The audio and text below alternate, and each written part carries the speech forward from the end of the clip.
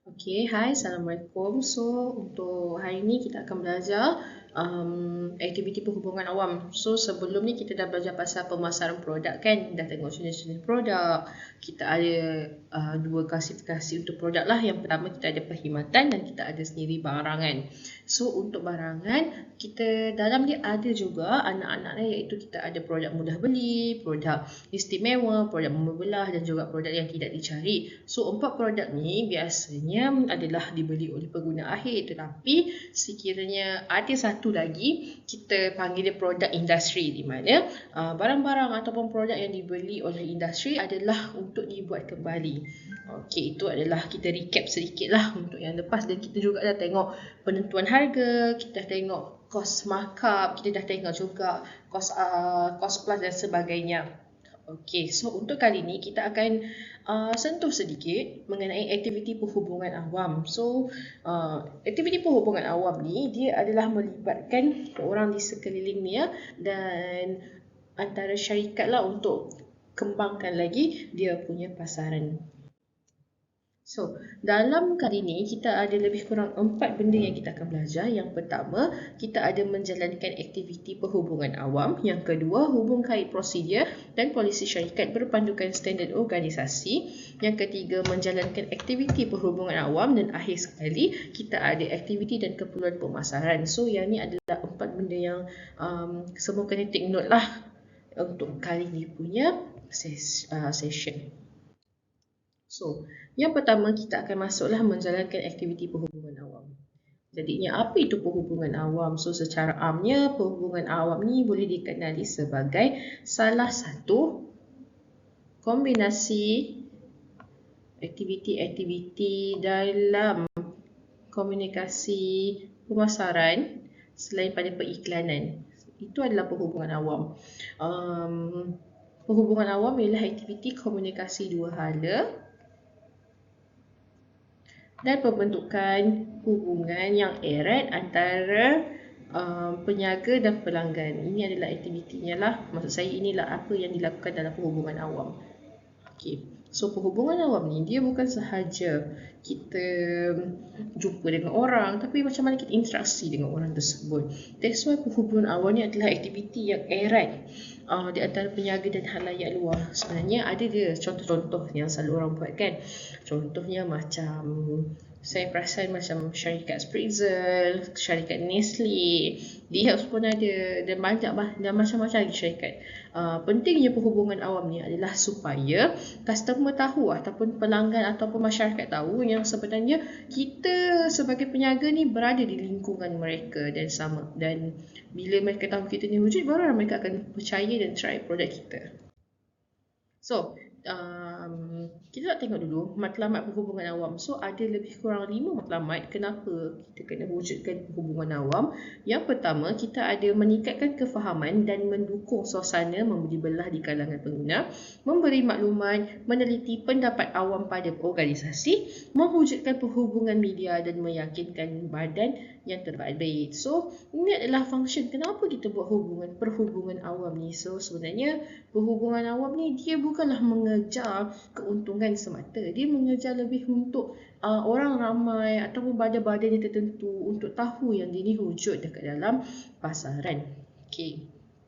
So, apa aktiviti perhubungan awam yang selalu ada dekat dalam Malaysia ataupun dekat dalam persekitaran pemasaran ni? Kita ada yang pertama, pengurusan sebuah acara, pemasaran produk, pembentukan imej corporate, pengurusan penajaan, publicity, perhubungan media. Ini adalah biasa yang kita akan tengok pada hari inilah.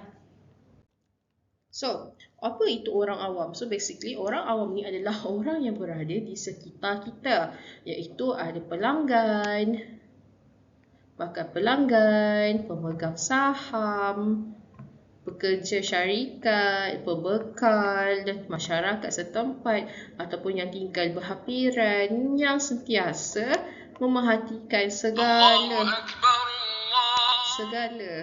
tindakan tindakan syarikat pihak kerajaan lah. So ini adalah apa itu orang awam. That's why bila kita ada satu syarikat yang dekat dengan orang awam, kita sentiasa menggalakkan aktiviti-aktiviti bersama dengan orang awam supaya lagi kenal yang kita ni wujud di sekitar mereka. Okay, so peranan perhubungan awam. So antara peranan dia adalah sebagai hubungan akhbar atau wakil akhbar, iaitu mencipta dan menempatkan maklumat berharga dalam media berita untuk menarik perhatian. That's why kita buat perhubungan awam. Seterusnya, publicity keluaran, membeli publicity untuk sesuatu keluaran tertentu. Dan akhir sekali, perhubungan awam membina dan mengekalkan hubungan nasional serta dengan komuniti tempatan. So ada lagi, selain itu kita juga melobi, iaitu membina dan mengekalkan hubungan dengan pihak pegawai perundangan dan kerajaan untuk mempengaruhi undang-undang dan peraturan.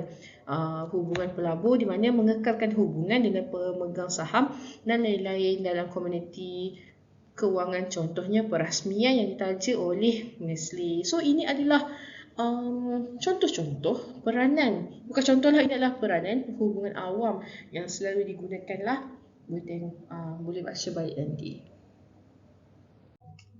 Okey, seterusnya kita akan tengok sumber yang kita boleh dapatkan maklumat dokumen mengenai pelanggan. Yang pertama daripada maklumat latar belakang pelanggan, seterusnya corak pembelian pelanggan dan akhir sekali adalah lokasi pelanggan. So ini adalah antara sumber-sumber yang kita boleh dapatkan maklumat dokumen tentang pelanggan.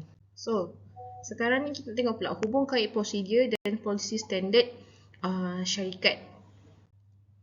So, sebenarnya aktiviti perhubungan awam ni dia berkaitan dengan aplikasi teori komunikasi yang sentiasa bersandar kepada perspektif penyebaran atau transmisi maklumat. Penyebaran maklumat hanya bermakna apabila proses komunikasi dua hala antara organisasi dengan persekitaran baharu. So, apa tujuan kita lakukan perhubungan awam ni? Yang pertama adalah kita nak tentukanlah arah tuju organisasi, kumpulan komponen di bawahnya dengan mencapai kumpulan sasaran. Dengan adanya aktiviti perhubungan awam ni, barulah kita tahu yang sebenarnya kita ni dikenali ramai ke tidak dalam masa yang sama. Dia juga menjadi satu alat komunikasi penghubung di antara syarikat dengan pelanggan. Barulah sebenarnya syarikat tahu apa yang pelanggan perlukan. Di samping itu, pelanggan pun boleh tahu apa yang syarikat tawarkan.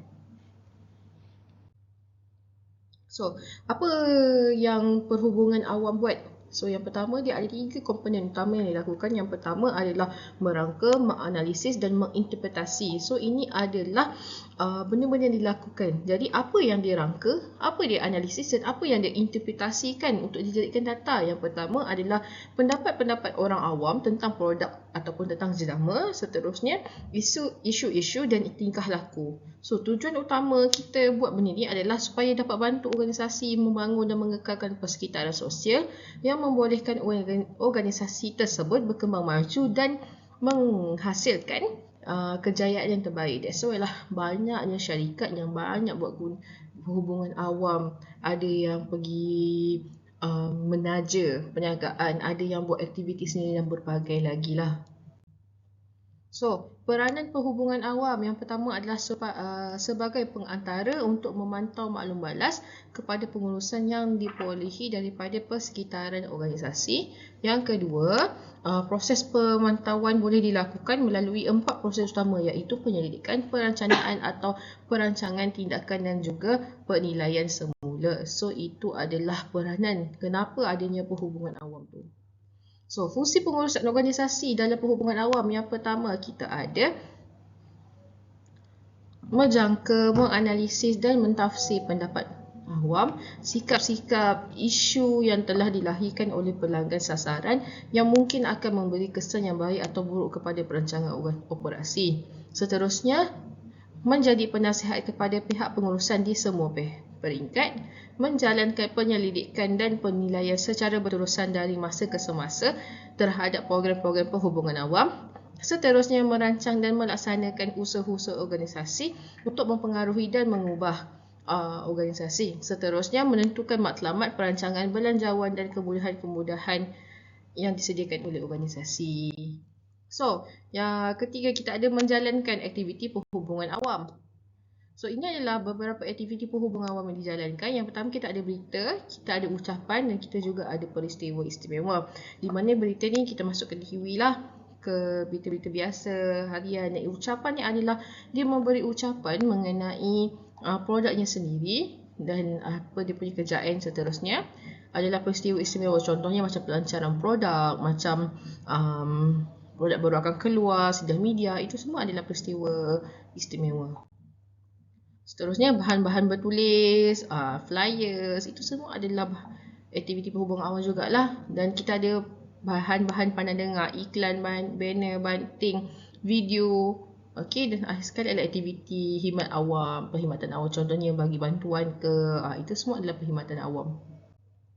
So, alat dan keperluan pemasaran. Jadi, apakah alat-alat pemasaran? Jadi, alat pemasaran adalah jenis teknik bahan yang digunakan oleh mereka yang terlibat dalam promosi barang dan perkhidmatan. Kebanyakan perniagaan yang perlu menjual produk atau perkhidmatan mereka kepada orang ramai dengan menggunakan pelbagai alat pemasaran seperti penyelidikan pasaran, periklanan untuk membantu kejayaan mereka. So, ada beberapa jenis dan kita akan kenali dua dulu, iaitu promosi jualan dan promosi perdagangan. Untuk kali ini kita akan lihat dulu apa itu promosi jualan pengguna. So, bila promosi jualan pengguna, dia melibatkan promosi yang dibentuk untuk merangsang pengguna akhir agar membuat pembelian dengan segera. Contohnya kan macam PWP, beli satu percuma satu. So kenapa kita buat tu? Yang tu adalah tujuan dia sebagai menggalakkan pengguna mencuba sesuatu produk baru, menggalakkan pengguna untuk meningkatkan penggunaan dan pembelian produk yang telah memasuki peringkat matang, dan akhir sekali mengekalkan dan memberi ganjaran kepada pelanggan setia. Contoh dia macam dekat jualan Pasar Raya Jaya yang ada uji rasa produk makanan untuk pengguna. Maksudnya dia bagi tester, dia beritahu, oh sedap, belilah cik. So nanti dia beli. Itu adalah contoh jenis-jenis promosi untuk pengguna lah. So, kita ada juga promosi untuk perdagangan. Contohnya, untuk promosi perdagangan ni, dia adalah promosi jualan yang dibentuk untuk menyokong sokongan daripada penjual dan juga sebagai satu galakan kepada penjual agar memperbaiki usaha-usaha penjualan yang dilakukan. Contohnya, kalau anda berjaya jual 100 biji iPhone, awak boleh dapat apa? Contoh macam itulah. So, tujuan menggalakkan peruncit membantu menjual item-item baru keluaran syarikat pengeluar, menggalak peruncit untuk mendapatkan lebih banyak inventory, menggalakkan peruncit untuk membantu pengiklanan produk pengeluar, dan akhir sekali menggalakkan peruncit untuk terus membeli. So, ini adalah contoh-contoh untuk perdagangan lah. Dia lebih kepada jual kepada orang nak jual balik dan memberikan insentif kepada orang yang jual tu. So, ini adalah teknik-teknik promosi. Di antara teknik-teknik promosi yang kita gunakan untuk bagi dekat pengguna yang menguntungkan pengguna adalah, yang pertama adalah sampel, kita ada kupon, tawaran pembayaran kembali tunai ataupun dikenali sebagai cashback, tawaran berkembar, premium, dan kita juga ada point of purchase atau bahasa Melayu dia adalah promosi di tempat pembalian. Dan kita juga ada peraduan, cabutan bertuah, permainan. Ini semua adalah promosi-promosi untuk tarik orang beli on the spot, dan dia lebih menguntungkan pelanggan berbanding dengan organisasi.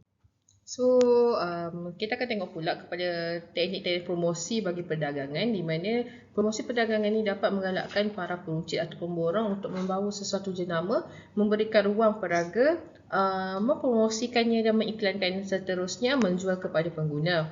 So, para pengeluar menggunakan beberapa alat promosi perdagangan yang popular. Di antaranya alat promosi yang digunakan adalah seperti peraduan, premium peragaan, premium membeli, diskaun dan juga allowance. Contohnya, awak jual 100 unit, saya akan bagi awak RM100. Itu contoh kepada teknik-teknik promosi untuk perdagangan lah. Jadi kita akan tengok pula apa alat promosi yang ada.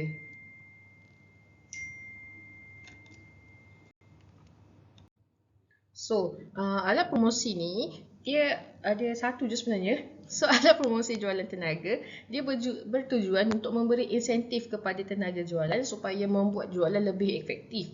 Di antara alat promosi jualan yang digunakan seperti penghargaan, kempen pertandingan, inisiatif dan banyak lagi program lain sebenarnya. So mostly yang guna untuk perdagangan tenaga jualan ni lebih kepada orang-orang yang ada, kita panggil ada affiliate, yang ada member.